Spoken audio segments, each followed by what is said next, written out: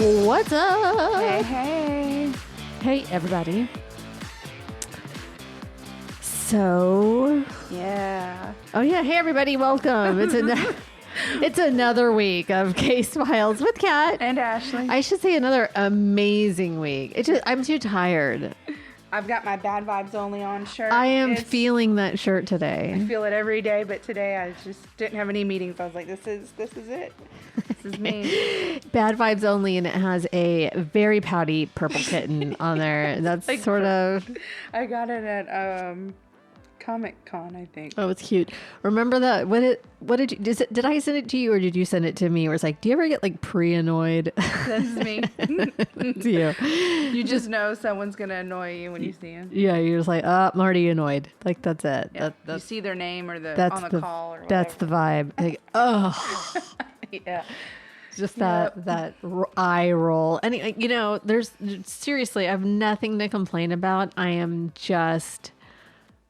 Oh, well, I have lots of things. Hormonal, I think. I think this is all it is, that's what it's boiling down to. Just like, ugh. Yeah. Just kind of want to hide in a dark room. That bed and that dark room in there right there, yes. like that's where I want to be. I feel that. So how has your week been since we were last recording?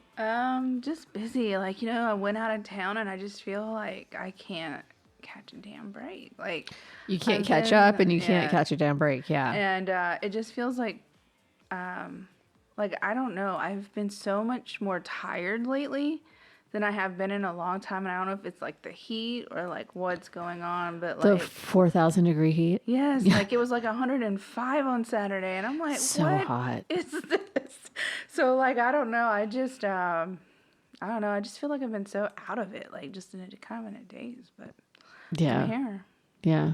The kids were in Willy Wonka this weekend and it's just kind of been like nonstop. I'm so proud of them. Yeah, they killed it. They did great. Like they had a great time.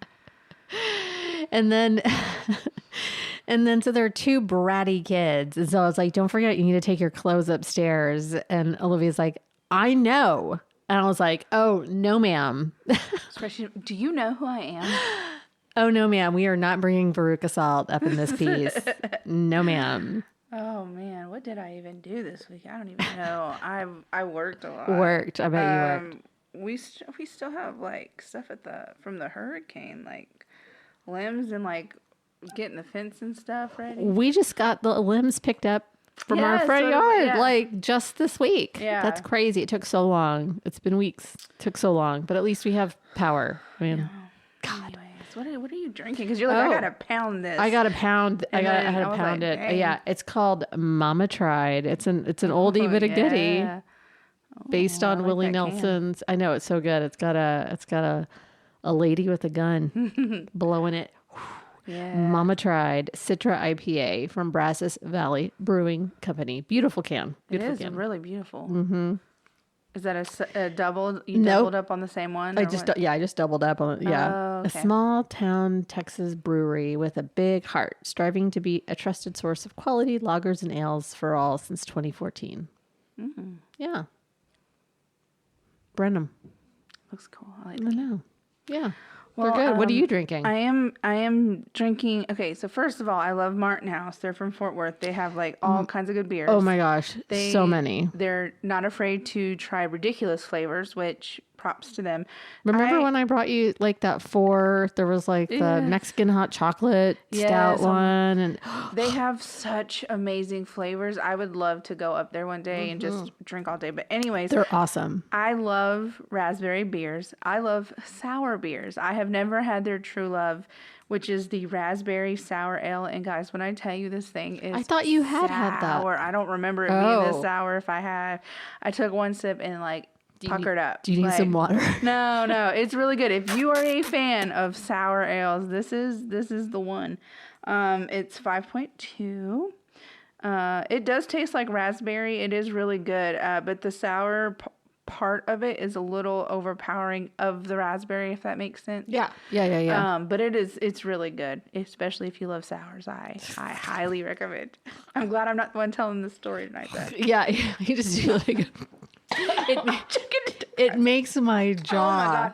Like, it makes my mouth water every time I take a sip. It's just like my eyes watching are you. watering. Yeah, watching you is making my jaw pucker up. oh my God, it is. I know it doesn't sound like it, but it's so good. So good.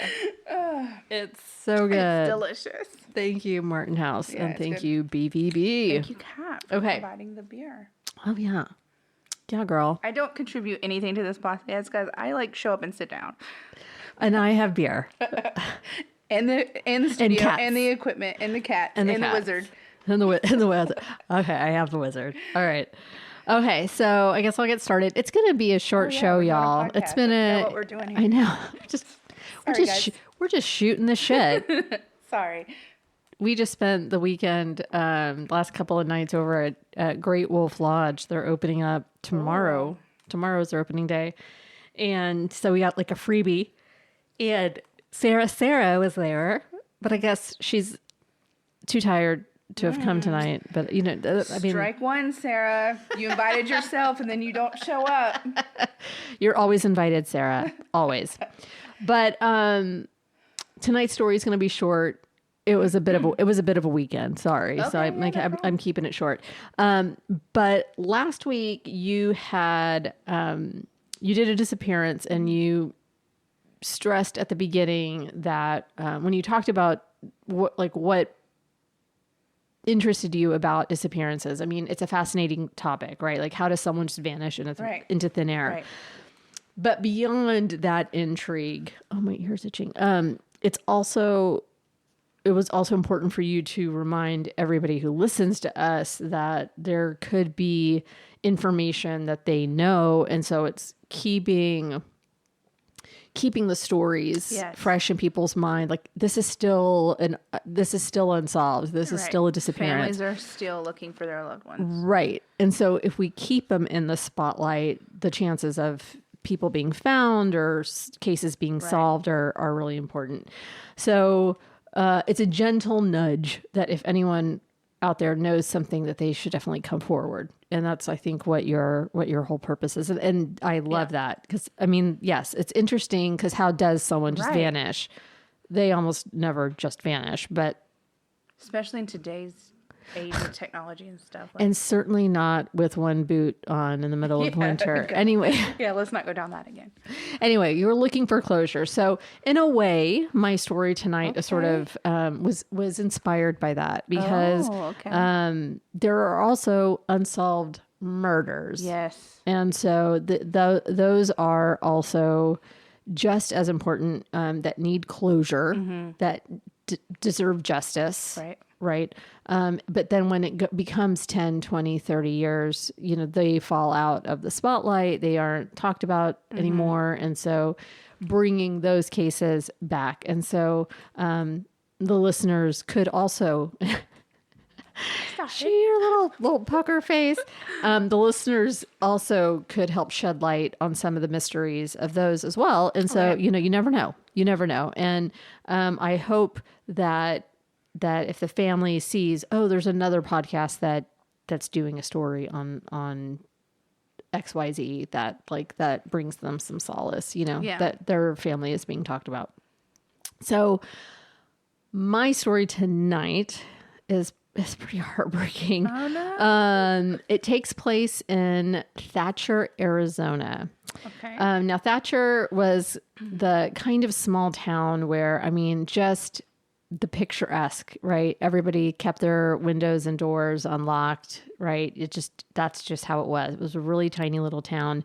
Everyone knew everyone. It was super safe. It was originally founded by John Moody, who arrived in Thatcher with his wife and children in 1881. And they were a part of the Church of Jesus Christ of Latter-day Saints. They were part of the Mormon Church. And so he bought a bunch of land and then parceled it out for other church members. So it was really like he was trying to build a very Mormon community there, but not like the FLDS, not Warren Jeffs like that. Was he Moody, like related to Galveston Moody's or did it say? No, I don't know. Didn't I was just curious. I should have looked that up. I didn't even. It's fine. No, Moody. Anyway, it's a small town. It's a small town. Still a small town. Like 4,000 people. There's just not a lot. Like, it's a small town. Yeah. Right. But super safe, super, that's at least until this happened. So when 29-year-old single mom Mary Anne Holmes was brutally raped and murdered in her home right in front of her two kids, who were 4 and 18 months, needless to say, it sent shockwaves through the community, because the brutality of the crime was, I mean, to me, it seemed personal, not accidental, not like, ooh, I just saw this lady and I'm going to go in and do, like, it seemed just so brutal that it couldn't have been like. And to do it in front of the children, like, I mean, I like, that takes a special level of monster in my mind to include the children. You know what I mean? To not like lock them in a room or whatever. And we'll talk about that in a little bit.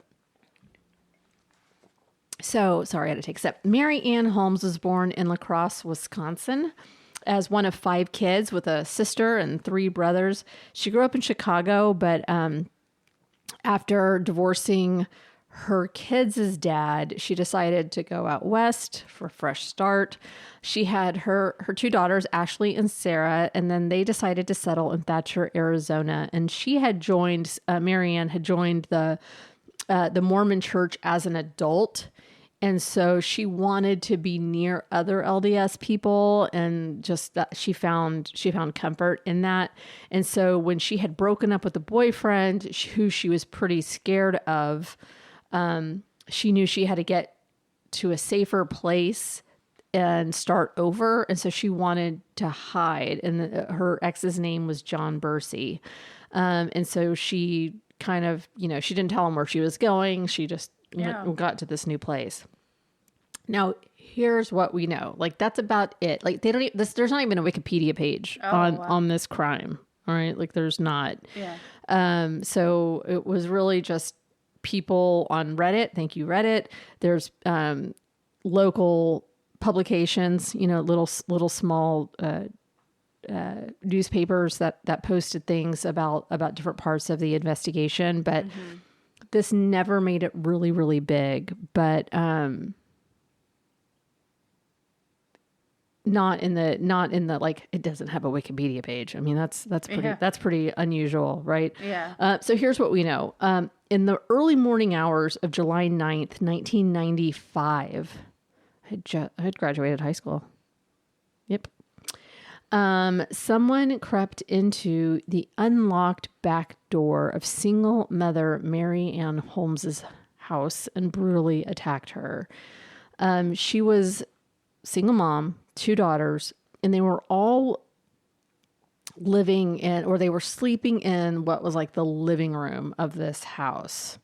So there's the couch, and then there was a bed, and so everybody was kind of like right there. It was this all happened within feet of each other. So the children were there, it's all very close. It wasn't a big house. It's almost like a bungalow. It's not very big. Yeah. Mary Ann's clothes had been cut off of her body, and she was bound with handcuffs and rope, and she was gagged. Now, the rope was around her neck, but the ligature marks weren't so deep. Like, it was more of a leash, as it was said. It was more of a leash rather than a strangulation. It was more of control. Yeah. Not to asphyxiate her. Okay. She had been sexually mutilated and was raped both vaginally and anally with an unknown object, and also by the assailant himself. So pretty, just that in and of itself in front of the 4 and 18-month-old is pretty rough. She had been struck in the head multiple times by a sharp sharp object during and after the torture, possibly the same object that she was raped with. There was a lot of blood. There was just a lot of blood, because there were so many wounds on her head that, they kind of tried to, they recreated the scene in, there's a documentary. I'll play a little bit of the documentary. It's called Cold Justice. It was a season 1, episode 5. And they, went to go look at this case and try to reopen it and see if they could get some fresh eyes, some fresh ideas, So they recreated the space that the thing happened, and the way that her bruising, like what they were able to see, and she had knees and elbows that were bruised, and the injuries on her head were such that it looked like he was behind her, probably in raping her, and he was just battering her from behind. Jesus Christ. They think she was probably not conscious for a whole lot of it. Yeah. Because of the amount of damage. Like, she probably lost consciousness based on that. So the cause of death was considered to be the blunt force trauma, but the cuts and stuff, and her hands had a lot of blood, probably because she grabbed her head. Yeah. Right. All of this was happening while the 2 children were sitting on the bed, literally just 2 feet away, 3 feet away. Mary Anne's 4-year-old daughter's clothes were also taken off, and she was bound, but neither one of them were sexually assaulted. But they did find the 4-year-old's underwear cut off her body, but there was no assault. It was, I'm going to terrify you, bind you up, and make you watch, and you're always gonna know that this happened. There was some power. Oh my God. There was some power there. So she didn't have any clothes on. I cannot imagine what that poor child was thinking the entire time. She doesn't remember a whole lot. I would want to remember. She doesn't remember a whole lot. She is an adult now. Yeah. She's in her 30s. Right? That's crazy. Yeah. So I hope anyway, we'll get into her a little bit. Ashley is her name. She sat with her mother's dead body for quite a while. We're not sure how long he was there. They think that it was about 2 hours. And so she sat with her mom's dead body trying to wake her up before running naked and bound still to a neighbor's house. And then so once the police arrived, they found Mary Anne handcuffed, gagged, curled up, blood on the floor everywhere. The 18-month-old was next to her mother, and both girls were left physically unharmed. But of course, mentally, that's a whole nother story. Because I'm thankful for Reddit for this, because this is where I, was looking over unsolved murders. And this is one that actually multiple people brought up. So there is a subreddit, Unsolved Mysteries. So this comes from that. There was very little for police to go off of in this case, and nothing seemed to fit together. The 4-year-old daughter drew a gruesome picture of the crime scene, which, when compared to photos of it, it was almost identical. Literally, she drew the clothes on the ground and where the mom was, where the bed was, where they were. It was a pretty accurate drawing of the crime scene from her memory. Yeah. In the drawing, Mary Anne was laying on the ground with what looked like a knife or a hatchet stuck in her head, with blood pooling all around. It was just a terrifying looking scene.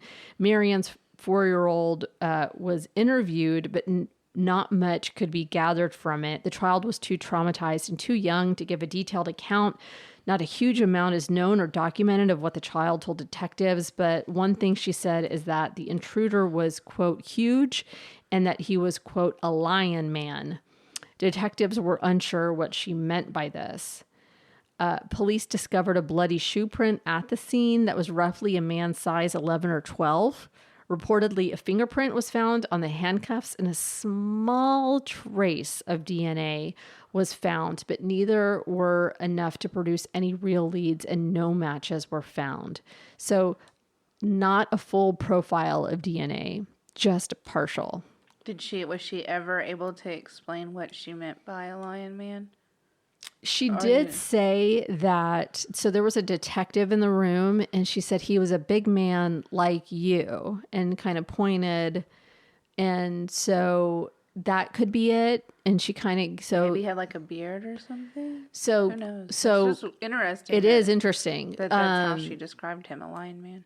So the day before, Mary Anne had a yard sale. And so this like ups the possibility of who it could have been, like to like opens it up a little bit more, because here's a single mom with 2 little girls and you're letting people come into your yard and they could see there's not a man around, or they could ask questions. Who knows who stopped by? Who knows who was watching? Yeah. There's just that kind of adds a bigger pool of people. Yeah. So they really had to do a lot of work. She made a small amount of money at the sale that was stolen. So there's that.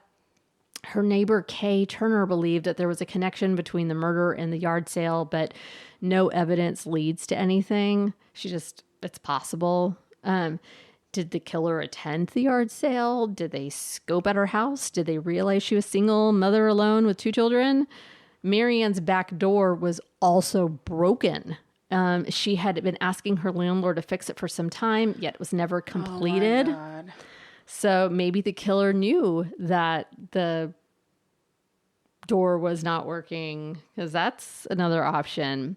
So what did the police know and what did they think? So, well, there were 3 main suspects. And so this is going to kind of bring in the lion man, Okay. like, oh, well, maybe it was that guy. So there were 3 main suspects: David Black, John Bursey, who I mentioned before, who was her ex, and a man by the name of Philip Turley. So now I'm going to just add in some audio here a little bit from the show called Cold Justice that I mentioned just a second ago. You can find it on YouTube. It's season 1, episode 6. Sorry about this at 5. And the episode's called Small Town Tragedy. Okay. So there has been some coverage of it, but just not a whole lot. So to go through each of these suspects, I'm going to give you the evidence as we go through them. Okay. All right. So let's start with David Black. Okay. So David's father owned the little house that Mary Anne was renting. Mary Anne had given him money to fix the back door since it wouldn't lock, but the door was never fixed. And it was the same door that the killer used to get entry into the house. Now, David Black had long blonde hair and a beard, which may have matched the 4-year-old daughter's lion man kind of description. Because, I mean, it was big and blonde. David also started living in the home years after the murder and became slightly obsessed. He's still there. Well, he was 10 years ago. Slightly obsessed with the case. He claimed living in the home made him feel closer to Mary Anne. What? He is psychopath. He is known to be very out there and not mentally stable. I feel like how do these cases not get solved when there's like people like this that are just throwing themselves and you know what I mean? Like, how is this not case closed? It's because it's not. So he still lives in the house where the murder happened. At least he did in 2013 when this episode came out. He was originally not willing to go to the police station to talk to the police or anything, but his dad did. His old dad. Yes. And his dad said that David was not even in town during this time. Sure. He said that he was living in Utah. He was going to school. He had, oh, hi. Sorry, guys. That's our other co-host, Luke Socks. Oh, I almost called you the wrong name. I'm so sorry. He doesn't care. He doesn't care. So the police said, well, we'd love to talk to David. And I think that that his dad went home and said, you need to go talk to the police and you need to clear yourself, son. And so he did. He showed up at the police station, like while they're filming this documentary. And then he's like, what's up? Like one of the officers walks over and he's like, hey man, someone's here to see you. And he's like, what's up? He's like, David Black is here. And they're like, what? You said what? He's like, yeah, he's got like a stack of papers for you. So they go in and they interview him, and he doesn't have that big blonde hair anymore. It's, short, but So he cut his hair after the murder. I mean, it's been 18 years. Oh, this is okay. Yeah, I'm so sorry. It's been I thought 18 you years. meant like, around the time. No, My no. apologies. This I has missed been 18 that. years. I was like, okay. So what he brought with him, though, was his journal. And he had days and weeks before and days and weeks after the murder where it shows that he's in Utah. And it's like, Samantha and I went to the grocery store today and she made me do this and that and the other. And it's just like some mundane shit in his journal. And then some like... So you can't fake journal entries? Well, I mean, it's a whole, like, the whole year of 1995 is in this journal, right? Like, that's a lot of writing just to fake it. But, I mean, his dad was saying this is where he was. He was in school. He was working. He had a girlfriend. Like, So if he was in Utah, how did she pay David to fix the door? That's his dad's place. So Right. But didn't you say that she gave David money? Dad. Oh, okay. Yeah. Guys, I'm sorry. I'm fucking this all up. This is why I'm not a detective. So they checked out his alibis. Alibis checked out. Eventually, they also got a DNA swab. He willfully gave that. He was not a match. So he was excluded. 100% not a match. That's it. And the fact that he wasn't in town. So he was cleared. They were kind of like, okay, well, all right. And at the time, he wasn't a big man. He was like a thin dude, Yes, he had the big hair, but he wasn't a big dude. I believe that sucks. So then we have John Bursey. Now, John Bursey is the ex-boyfriend that she was running from because he was a fucking psycho. Yeah. And he lived in Florida, and Mary Anne was reportedly very afraid of him. She left and didn't tell him where she was going. She was hiding. And she had filed a police report after he had called her, telling her, haha, I found you and now I'm going to kill you. And he threatened her 3 weeks before she died. And he was going to come back to that. He was going to go to Thatcher to find her and kill her. And so here's an interview with her friend, Naomi Rasmussen, about that scary phone call. And then we'll hear the 911 call Mary Anne made after he called and threatened her. So this is all quick, 3 weeks before. Was he the father of the two girls? No. Okay. Hello. Hi, is this Naomi? Yes, it is. Running away from a relationship that had gone bad. I could see in her eyes that she was scared. I do know one thing. She actually got phone calls from him, and that was probably 2 weeks before she was murdered.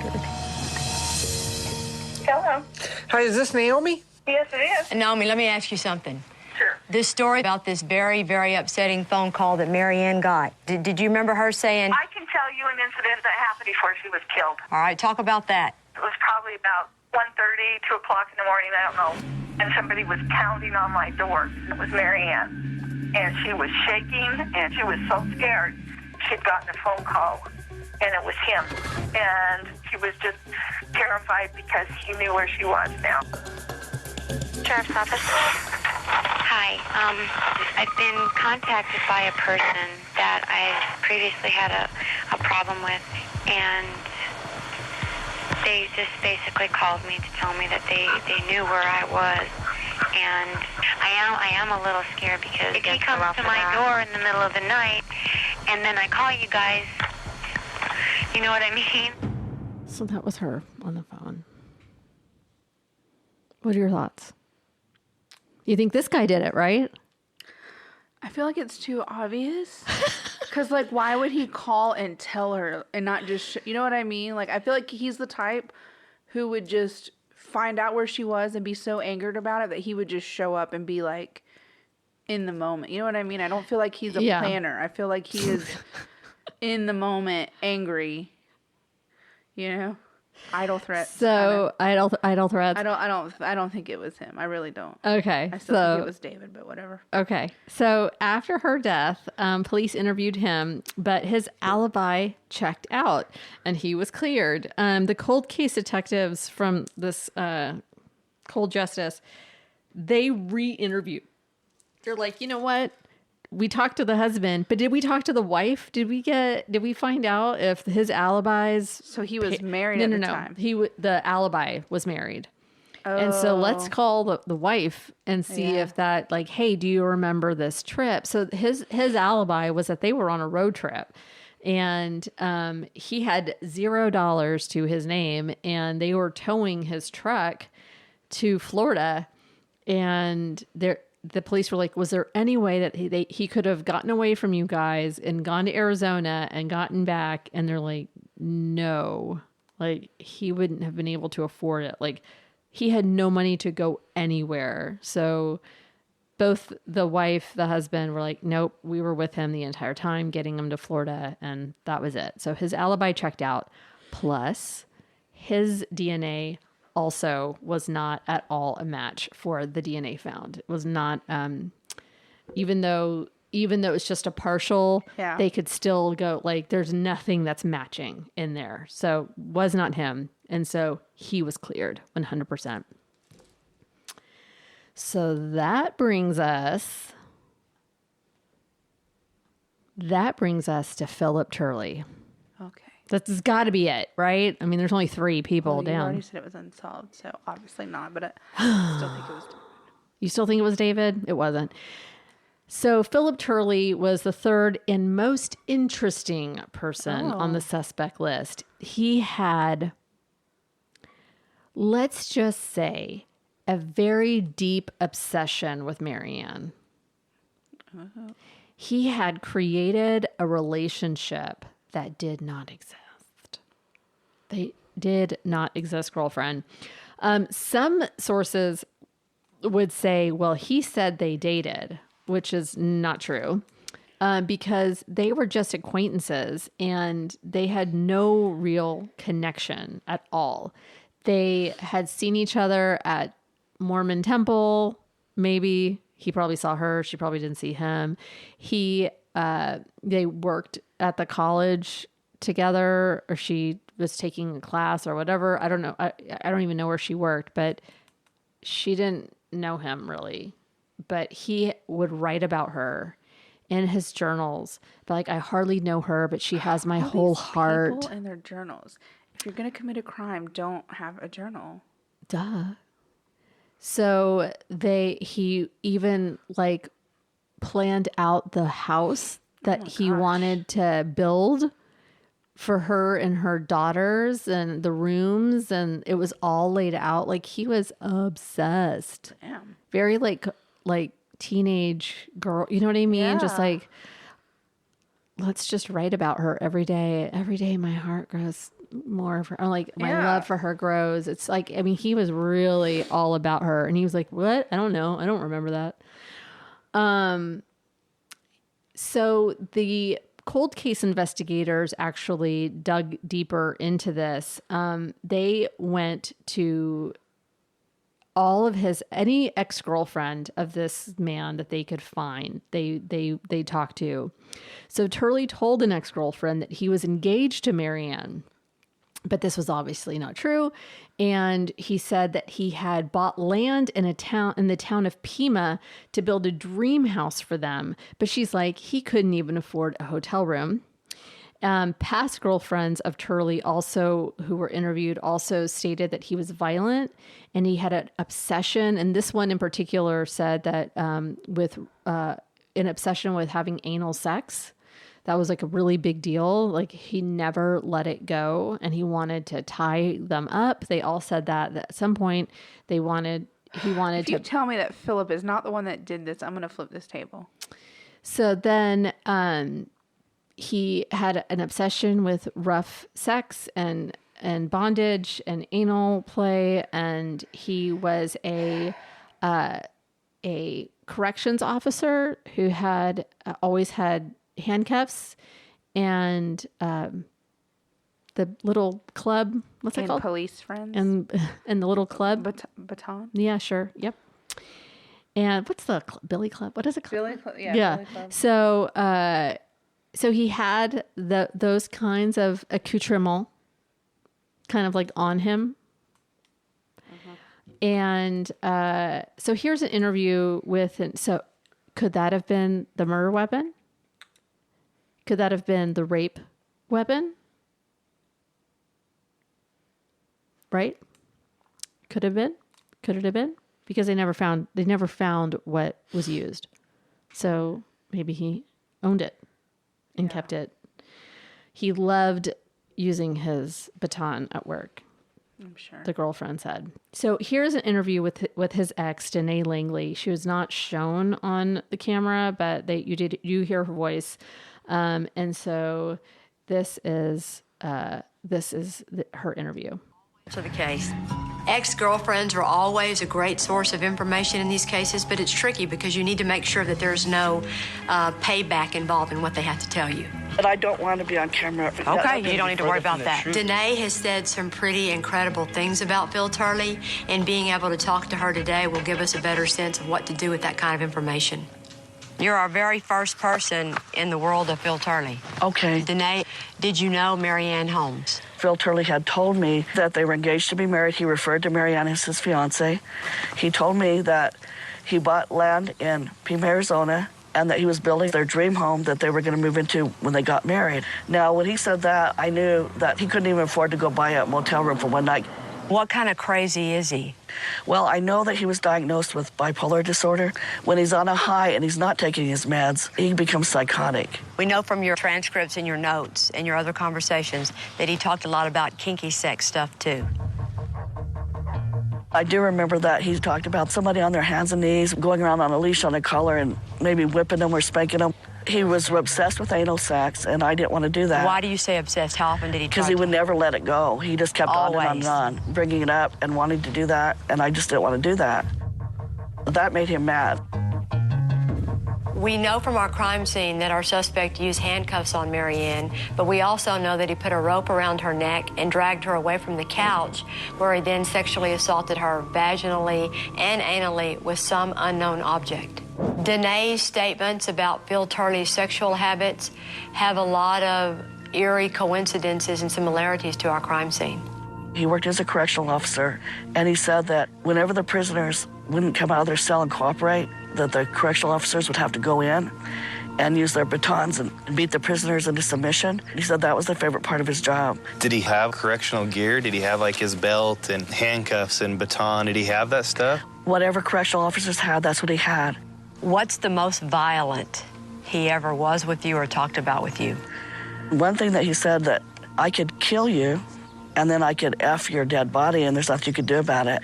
He talked about it like it would be really fun for him, but I would suffer. He said that he could commit murder in this valley and get away with it. And you're telling me that this case is open and it's not Philip. So, he also... If you tell me he had a journal and an alibi, I swear to God. He did have a journal, remember? Of course. I know, but anyway. He did have a journal. So, there's also evidence that he probably did sodomize her when she was dead. So, like, there's probably some left, like, there's probably at a certain point she died and he continued to rape her and sodomize her. So yeah, little bits of just Danae's interview goes to highlighting some of the things that they found to be true about the case, without her, having to be told any of that. So the cold case detectives got to work. They interviewed every single ex-girlfriend, like I said, and one after the other said very similar things. He did have an obsession with anal or kinky sex. One of them he wanted to tie them up. And she said as soon as she felt the power of him straightening her legs out to tie it, she said, I felt the quickness and the power that he pulled her legs out to, tie them down. She said, I just decided to be quiet and to submit because I was scared. She was like, just let him do what he's going to do. Don't fight this because you could die. Like, that's how she felt. That's just, like the anger with which, right? They even called his job. They even called the prison where he worked. And they said, at that time when he worked there, they're like, do you know Philip Turley? And they're like, yeah, we think he did it. And they said that right after the murder, he did it. He didn't come back to work anymore. Like, he didn't quit. He didn't quit. He just never showed up again. So, like, just that's it. Not suspicious at all. How is this guy not the one? So, although he no longer lived in Thatcher, they went to go see him and got him to agree to talk with them. And so, this is that portion. Phil Turley now lives a few hours outside of Thatcher, so we're going to take him to the local PD to interview him there. Oh my God, he's big. We're just going to go upstairs. Okay. That's coming in loud and clear. Unless Phil confesses, we cannot pin this on him at this time. We have no eyewitness. We have no DNA. Honestly, what we need is a miracle. Obviously, you were very fond of Mary Anne. At what point did that relationship progress into more than just a work, professional type relationship? Well, it never progressed into any kind of relationship. We'd seen each other a couple of times. Mm-hmm. We met each other at 2 church functions, and we went to a movie. Do you remember when the police, they took multiple items from your house? In that, they took your diary. Talking about being in love with Mary Anne. I don't think so. My mind, my imagination is working overtime. This evening, my first thought was Mary Anne. My love deepens by the hour. On 7/1 of 95, now this is exactly 1 week, 7 days before the murder. It's odd. I barely know her, yet my heart is all hers. Okay. So my question is, did you ever really go to the movie? Yeah. But you never write about it. You've got nothing going on with Mary Anne except in your head. And it's all right around the time that Mary Anne turns up dead. What do you think about the kids being left untouched? You have any inside thought on that? Around the time of the murder, one of Phil's friends approached the police and agreed to let himself be wired. In the transcripts are a few suspicious statements made by Phil, the most unusual being why Phil theorizes that the killer left the children there unharmed. I have no clue why you would leave the kids to have to grow up with that. So we had somebody who said that you said, leaving the children untouched, I want that kind of power. The children know it was there, and that's power forever. I didn't ever say that, no. You didn't? No. You ever been violent to any of your girlfriends? I don't think so. Him with the knife. What about your sexual interest? No tying anybody up? I don't know. I might have tied Danae up.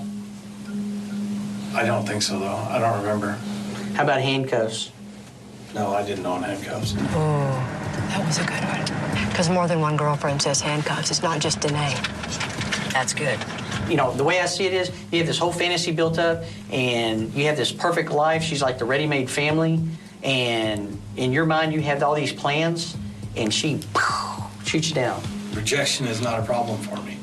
But all your suicide threats are made when you're being rejected by a woman. There are many times. There has to be some motivation, some catalyst to push you into that direction.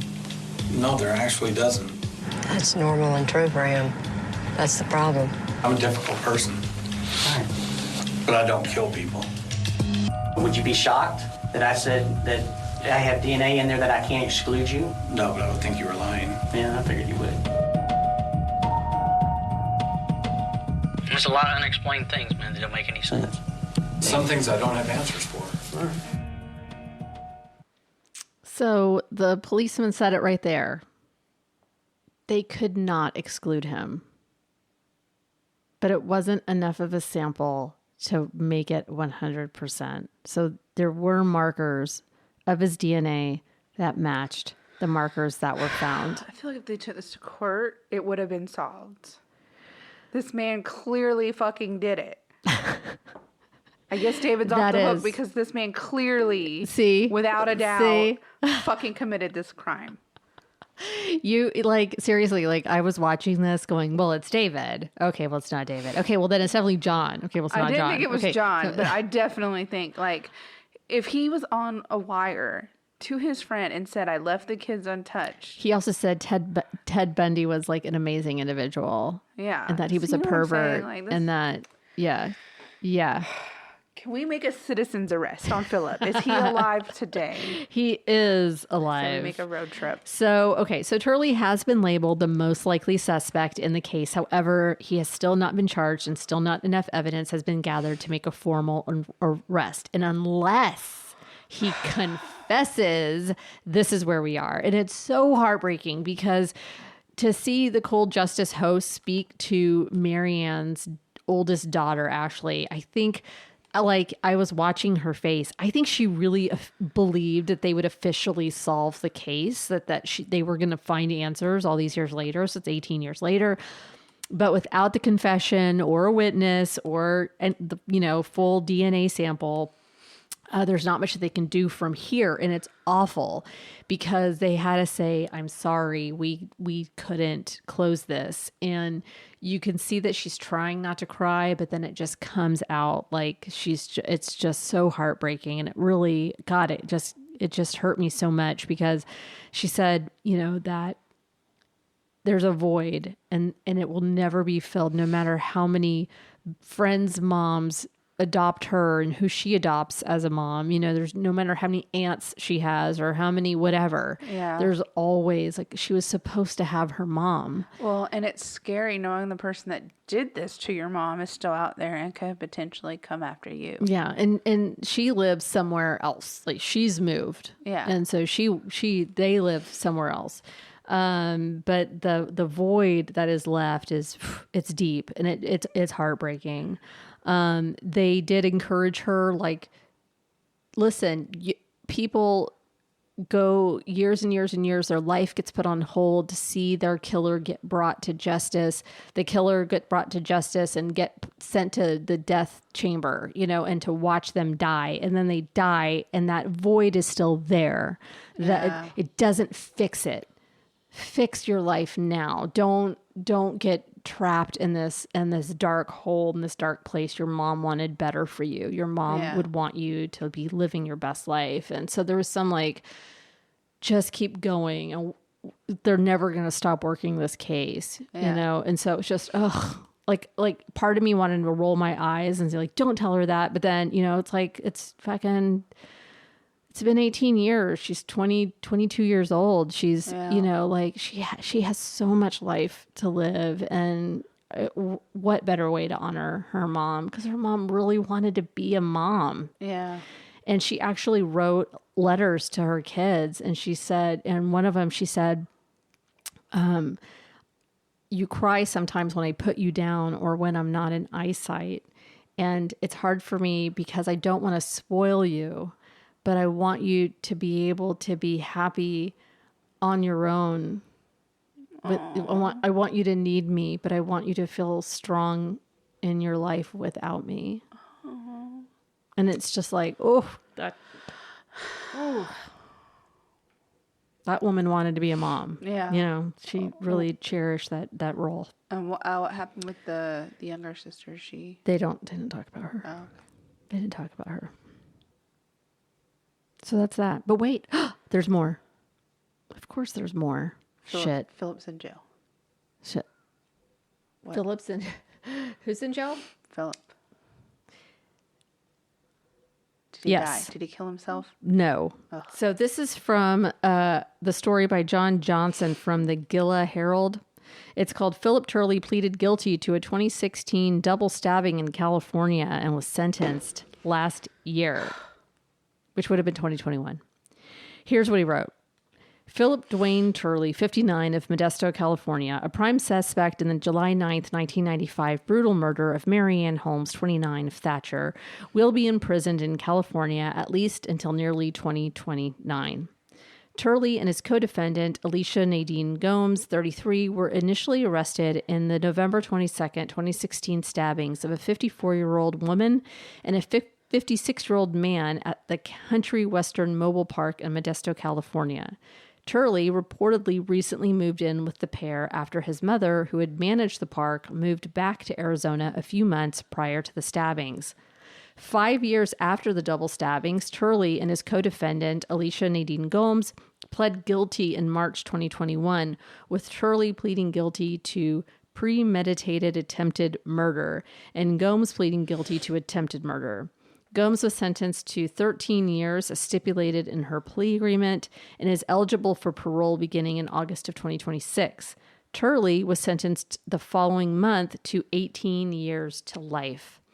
A previous aggravated assault with a deadly weapon conviction in Arizona enhanced his sentence. However, he is eligible for parole beginning in December of 2028, according to the California Public Inmate Locator System. He currently resides in Folsom State Prison. According to the Office of the District Attorney for Stanislaus County, California, where the crime took place, his current conviction for premeditated attempted murder also counts as a strike offense and may be used to increase any future sentence should Turley be convicted of a felony if and when he is ever released from prison. Turley is also reportedly bipolar and may have been off his medications and acting erratically when his California victims learned of his connection to the Holmeses' murder.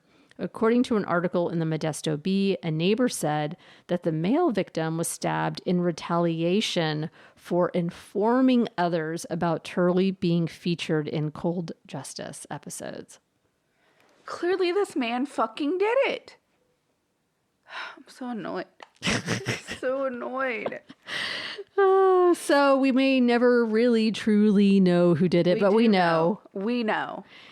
And it may bring a little relief to her daughters to know that the number one suspect may be spending the rest of his shitty life in Folsom State Prison. And I hope that they have found some peace and that they at least feel safe and they know that Mary Anne will not be forgotten. And that is my story. Well, that was a good story, even though I'm like really angry right now. Right? I feel like they could have solved this 18 years ago. I mean, and I think that it would take a DA with some cojones to really, because really you've got the thing about of film DNA. is you're about to serve life, possibly. Mm-hmm. Just fucking admit it so these girls can have closure. Like, what are they going to do? Add another life sentence? But that's what he said. He's like, that's power. That's why you leave them living. That's why you leave them like that. You let them watch it, and that's power. They're fucked. Yeah. I guess. And that's crazy. It's all about power and control. He had a leash on her. Yeah. Yeah. And ex-girlfriends were like, yeah, he wanted to put leashes on people and make them walk around on all fours. And she was doing that. Yeah. That's bonkers. Yeah. He didn't own handcuffs. You were a corrections officer, sir. And literally every ex-girlfriend said you had them. And I think it needs a DA who's just like, look, I don't give a fuck. Let's just try it. Yeah. Let's just try. And if I lose, I lose. But at least we're trying. Yeah. You know, like I don't know. Especially after this murder, I feel like a jury would 100% convict him. Yes. Because like, why are you going to murder someone if whatever they're saying is or attempted murder, stabbing. Or whatever. Like, just because he said you were on a TV show that you were actually on, you're going to stab him? Like, come on. And if anything, know his name. Yeah. Know him. So when he gets out of prison in a few years, if he gets out of prison in a few years, that people know his name and they're like, wait a minute, I know that name. Yeah. And like if punch him in the face if you punch see him in the fucking face. No, I can't. We can't pay for your legal bills. Don't do that. Yeah, this is just a joke for legal purposes. We just wish we could. But it is, if he does get out, it's, don't let him fade into the background and have a nice little life for himself. Yeah. No, fuck that. Fuck that guy. 'Cause he did it. I'm just saying. Yeah. Anyway. Well, I don't know how I'll follow that up next You week. say that every time. I don't know. Let's drink beer. And maybe Sarah is gonna maybe she'll come. Maybe. Yes, I don't know what I'm doing next week. I have a list of stories I want to do. It's just a matter of which one I really settle on. And then I always have this list, and then when I'm researching, I find a different story I want to do. I'm like, I have to do this now. 100%. And then my other stories get left on the list. So it happens every time. I started to do a story, and then I found a podcast that started in 2020 specifically just about this story. Oh, wow. And now I can't not listen to the entire thing. So I was like, well, shit. Yeah. I just found that yesterday. So I was like, gotta change it. So this has been sitting in my saved stories pile. Yeah. And so. Well, it was a great story. And I hope for the family's daughter's sakes that they can have some kind of peace knowing he's in prison. So. Yeah, me too. And I think the cold justice folks, I mean, like they did the right thing. They talked to everybody. They re-interviewed. They even got to go into the house, I still think the guy David that is creepy, saying I feel closer to her by Oh, living in the house where 100%. she was raped and murdered in front of her children. Oh, 100%. 100%. But yeah, like he was like, Yeah. It's just because you're creepy doesn't mean that you did I know. it. I'm just saying I do feel like he is 100% like creepy. Oh yeah. Oh yeah. Like, what the hell? None of these guys would be like dating material. You know what I mean? I feel like of all of them, the ex was like the most normal though. Like he was violent and angry, but like he's not living in the house of a dead woman to feel closer to her and like faking relationships and stabbing people and whatever else. You know what I mean? Like, I'm not saying he's a good person. I'm just saying of the three suspects, he is like the least likely to commit this crime. I wouldn't date him though. Yes, No, I wouldn't date him. So anyway, all right. Well, I guess that's it. Okay. You got a sweet cat sleeping in front of you. Always. So sweet. So sweet. He's my emotional support cat during these stories. She's petting him like, God damn it. Well, I ran out of beer, so like I just. It's funny.